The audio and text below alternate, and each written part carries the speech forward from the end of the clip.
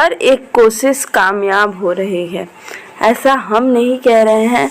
इस समय जिस तरीके से भोजपुरी इंडस्ट्री में हो रहा है तो एक दूसरे पे ही लगाए जा रहे हैं आरोप। आप सभी के लिए बहुत बड़ी न्यूज़ लेकर आई हूँ, तो पूरा वीडियो देखें और वीडियो अच्छा लगे तो लाइक शेयर कमेंट करना बिल्कुल ना भूलें। भोजपुरी की वह सुपरहिट जोड़ी, जी हाँ दोस्तों, दूसरी सुपरहिट जोड़ी। एक थी पवन सिंह अक्षरा सिंह की, जो कि टूट चुकी है करीब 3 साल पहले, और वैसी ही एक जोड़ी थी खेसारी लाल और काजल राघवानी की। इनकी भी जोड़ी टूट गई। लेकिन इस जोड़ी टूटने के बाद बहुत सारी चीज़ें ऐसी ऐसी सामने आ रही हैं जो हमने सोचा भी नहीं था।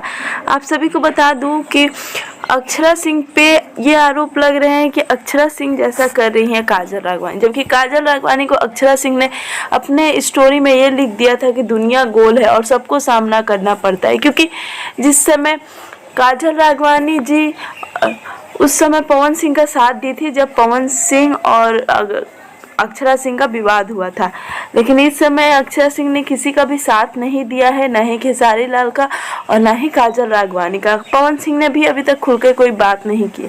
लेकिन जिस तरीके से इस समय भोजपुरी इंडस्ट्री में बातें चल रही हैं कि काम के लिए इंसान कुछ भी कर सकता है, तो अक्षरा सिंह जी का कहना है कि बड़े स्टार, भोजपुरी इंडस्ट्री में बड़े स्टार के साथ काम करने के लिए उसकी चापलूसी करनी पड़ती है, उसके इर्द गिर्द घूमना पड़ता है, उनकी हर बातें माननी पड़ती हैं।